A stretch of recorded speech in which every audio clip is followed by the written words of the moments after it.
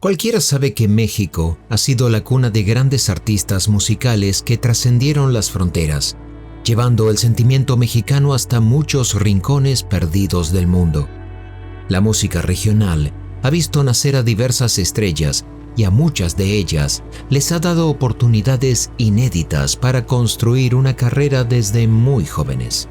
Tal fue el caso de Julio Verdugo, quien desde muy pequeño le dio voz a los tonos con los que había crecido, llegando a formar una banda desde muy temprana edad y alcanzando sus sueños cuando se transformó en una de las promesas del estado de Sinaloa, cuna de grandes artistas reconocidos internacionalmente. Con tan solo 18 años, Julio y 3 de sus amigos formaron un conjunto que captó la atención de 2 productores emergentes que lo llevaron a grabar su primer disco, filmar un video y realizar giras regionales, pudiendo llevar su arte a muchísimos lugares. Pero el horizonte iba a ser oscuro y tormentoso para el joven músico, quien misteriosamente fue atacado una noche y acribillado por alguien cuya identidad sigue siendo, hasta hoy, desconocida.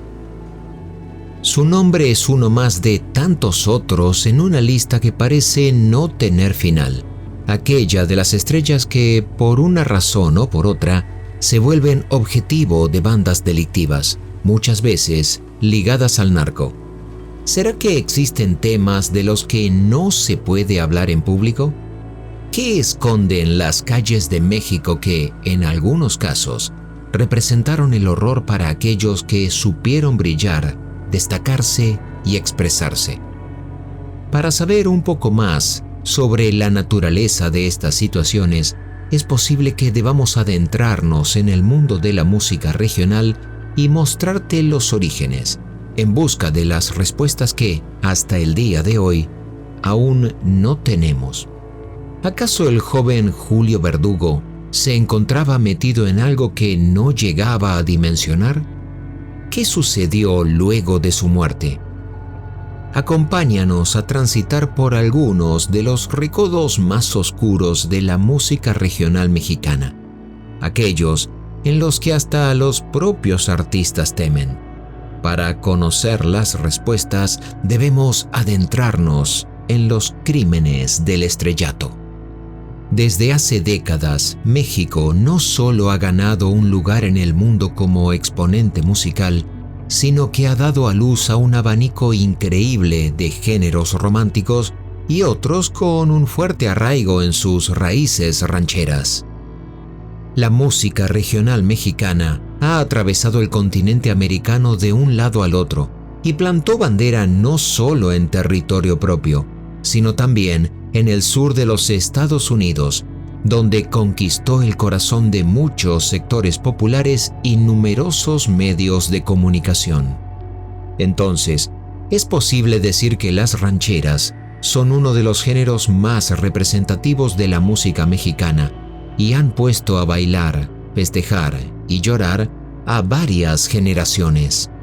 Sus temáticas van desde cuestiones familiares hasta amores perdidos, pero también han visto nacer a otros subgéneros que se han arremolinado a su alrededor, quizá trayendo algo de oscuridad a la tan característica felicidad de su ritmo.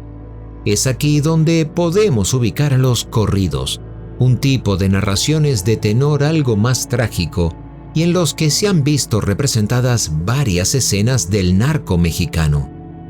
Son muchos los artistas que han basado sus trayectorias en este tipo de piezas. Tan solo por mencionar a algunos, encontramos a Ramón Ayala y los Bravos del Norte, los Tucanes de Tijuana, Valentín Elizalde y Capas de la Sierra. Pero esto no ha sido gratis. Con el estallido de este tipo de bandas, su expansión y aceptación por parte del público, muchas de las letras y comportamientos de estos artistas llegaron a enojar profundamente a algunos de los máximos exponentes narcos.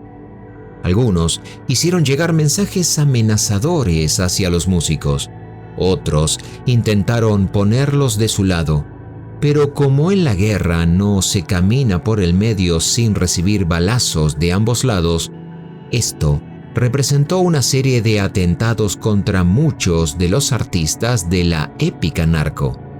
Tal fue la suerte de Chalino Sánchez, quien llegó a ser apodado el Rey de los Corridos, y quien encontró su muerte una noche luego de dar un recital en Culiacán, dentro del estado de Sinaloa. Al parecer, a un líder narco no le gustaban sus canciones. Otro que murió en manos de organizaciones criminales fue Valentín Elizalde, más conocido como El Gallo de Oro, luego de haber compuesto una canción en alusión al famoso Chapo Guzmán, algo que enojó a la banda de los Zetas, quienes por aquel entonces estaban enemistados con el mafioso. Pero nos preguntamos, ¿cómo toca toda esta parte de la historia a la situación que le tocó vivir al joven Julio Verdugo? Julio Verdugo comenzó a adentrarse en la música desde muy pequeño. No se conoce mucha información sobre su historia personal o su familia, y quizá esto no sea un dato aleatorio, sino una especie de advertencia. Oriundo de Culiacán Rosales, al noroeste de México y corazón del estado de Sinaloa, la cuna del joven fue la misma que la de muchos grandes de la música regional, cuya multiplicidad de géneros llegó a acuñar un ritmo llamado sinaloense, como el mismísimo estado. Pero sus figuras fueron y son conocidas a nivel nacional e internacional, y entre ellas se destacan algunos nombres de peso pesado como Pedro Infante, Patti Navidad, Laura Elena Martínez y Juan Pablo Gil, entre otros. Con solo 18 años, Julio Verdugo lanzó su proyecto musical en redes sociales, llamado Julio Verdugo y los Plebes de Sinaloa, con el tema de Pórtate Bien. El joven, junto a sus amigos Giovanni Sicairos, en segunda voz, Rogelio Medina, tocando el requinto, y Kevin Tavares, bajista, comenzaron a ganar seguidores rápidamente y llamaron la atención de la escena musical local. Se dice que era un personaje muy conocido en la ciudad de Culiacán y que no solo cautivaba a la creciente audiencia con su voz, sino que también lo hacía con su carisma, lo que lo convirtió rápidamente en una joven promesa de la música regional sinaloense. Quienes lo conocían lo destacan por su bondad y amistad y lo recuerdan como una persona que amaba su carrera y que había cumplido uno de sus máximos sueños. Julio Verdugo estaba feliz con su crecimiento y era cada vez más reconocido en su ciudad. 2 años después de su lanzamiento como conjunto musical, llegó su primer disco de mano de los productores Julio Aramburo y Fernando Camacho, quienes al parecer también les recomendaron a los músicos que cambiaran un poco el nombre de la banda. Y fue entonces que empezaron a ser conocidos como Julio Verdugo y los Tres de Culiacán. En el año 2017, el conjunto dejó su marca con el primer video musical llamado Mi Regalo, el cual cosechó casi 200,000 vistas en YouTube en muy poco tiempo, y esto coronó el ingreso de los músicos a la escena local, esta vez con mayor profesionalismo y un horizonte que prometía grandes cosas. Al parecer, el productor Julio Aramburo se encontraba impulsando su propio proyecto musical cuando conoció a las jóvenes promesas y decidió apostar por ellos. Con una imagen renovada y el impulso de Aramburo, la banda salió al ring a todo o nada. Pero las cosas no serían color de rosa por siempre. Los años venideros se consolidaron alrededor de giras y el trabajo en nuevo material. No se sabe mucho de la trayectoria de la banda, pero sí se conoce que tocó en varias ocasiones, acompañada por otros músicos de la ranchera sinaloense. Julio y sus Tres de Culiacán comenzaron a vivir una vida completamente distinta a la que habían conocido hasta ese entonces. ¿Quién sabe qué cosas trascendieron en sus vidas?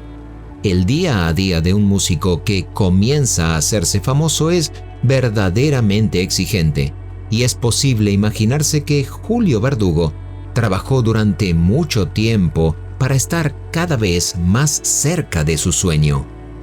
Pero todo cambiaría durante el mes de mayo del año 2021. Verdugo tenía por aquel entonces 23 años y se encontraba en el pico de su carrera. La noche del 9 de mayo, Julio salió de su casa, ubicada en la colonia Los Huizaches, a las 3:30 de la madrugada y se subió a su carro, una camioneta Dodge Chrysler dorada. No se sabe a dónde se dirigía el joven músico, pero cuando su vehículo se encontraba saliendo del domicilio y abordando por el Boulevard Las Torres, otra camioneta, una Town Country, se acercó a alta velocidad. Desde ella, un sujeto se bajó y le disparó 5 veces consecutivas a quemarropa. Cuando la policía llegó al lugar, encontró la camioneta de Verdugo varada y con las luces y el motor encendidos. El artista se encontraba adentro todavía, con su cuerpo sangrante en el asiento del piloto. Se cree que murió en el acto, aunque otras fuentes aseguran que alcanzaron a llevarlo al hospital antes de que su vida se apagara definitivamente. Los peritajes posteriores arrojarían que el arma del homicidio, aquella con la que Julio Verdugo había encontrado su final, era de calibre 9 milímetros. Como se dijo, muchas versiones concuerdan en que el cantante se encontraba sin vida para cuando las autoridades arribaron al lugar. Y no solo encontraron la escena tal cual fue descrita, sino que también hallaron varios casquillos de arma de fuego corta, lo que hace pensar en que quizá no fue una sola persona la responsable, sino un grupo de sicarios. Aún hasta el día de hoy, las autoridades no han logrado dar con el paradero de los responsables de este delito atroz. Aunque no podemos sorprendernos, los asesinatos de estrellas de la música regional mexicana ya son moneda corriente en estos días. Y si bien resulta llamativo que el atentado contra Julio Verdugo fue el tercer ataque mortal en contra de alguna personalidad del ámbito musical en México en un periodo de 30 días, casi como si no se tratara de un hecho aislado, sino más bien de un capítulo más en una serie de ajustes de cuentas. Como dijimos al principio, acercarse de alguna manera al narco nunca es buena idea, y aunque no se tengan relaciones directas entre la banda de Julio y este tipo de organizaciones criminales, no nos deja de llamar la atención su asesinato, si se lo vincula con otros 2 crímenes cometidos dentro del mismo mes. Chalino Sánchez, Valentín Elizalde, Sergio Gómez, El Chaca, Zaida Peña, son algunos de los nombres que destacan en la larga lista de atentados en contra de diversos músicos que parecen haber enfadado al narco mexicano y tenido que pagar por haberlo hecho. Pero no hay que irse muy lejos en el tiempo para explorar este tipo de sucesos. Otro de los episodios más significativos y que pareció profetizar el destino de Julio Verdugo tiene que ver con otro joven cantante asesinado días antes en circunstancias casi cinematográficas. El antecedente lo asentó el atentado al cantante de narcocorridos Alex Quintero, quien fue atacado a balazos el 25 de abril del mismo año en la ciudad de Obregón, estado de Sonora. El hecho sucedió mientras el joven se encontraba en una fiesta privada en un domicilio del fraccionamiento llamado Casa Blanca, en el municipio de Cajeme. Alrededor de las 3:45 de la madrugada, 2 hombres armados ingresaron al recinto en el que Quintero se encontraba y abrieron fuego en contra de él. El pánico se adueñó del lugar y hubo daños colaterales. En la balacera, 2 personas identificadas como Roberto Antonio M. y Abraham Eliodoro V. también resultaron heridas. De acuerdo con lo informado por el periódico El Universal, los presuntos agresores escaparon a bordo de un vehículo de la marca Ford Escape, color gris, y otra camioneta blanca, la cual no pudo ser identificada con claridad. Las víctimas fueron trasladadas al área de urgencias del Hospital General de Ciudad Obregón. Sin embargo, el cantante arribó sin signos vitales. El otro antecedente corresponde, curiosamente, a otro ataque de película. Dentro de esta secuencia, el cantante Irving Alejandro Olivas Rojas fue acribillado mientras manejaba su camioneta Cadillac Escalade junto a su esposa y su hijo de casi 2 años de edad. En la cronología de los hechos, este atentado puede ser ubicado entre los otros 2. Ocurrió el día 5 de mayo, 10 días luego del asesinato de Quintero y solo 4 días antes de que Verdugo encontrara su triste final. Los cuerpos sin vida de Irving Alejandro Olivas Rojas, su esposa y su hijo de 1 año y 8 meses de edad fueron encontrados en Zapopan, estado de Jalisco, luego de que el vehículo fuera atacado a balazos por el lado izquierdo. Las autoridades encontraron a la hija mayor del matrimonio y su niñera con vida, pero con serias heridas de bala. Julio Verdugo murió en circunstancias muy parecidas a las de Alex Quintero. Era un músico joven y talentoso, con toda una carrera por delante y en proceso de dar ese salto que a tantos artistas les hace falta para salir del anonimato y darse a conocer a nivel internacional. Ya han pasado más de 2 años y aún no hay respuestas para estos crímenes tan horripilantes. Es posible que haya fuerzas que no quieran ser identificadas y que quienes deben combatirlas también les tengan miedo y respeto.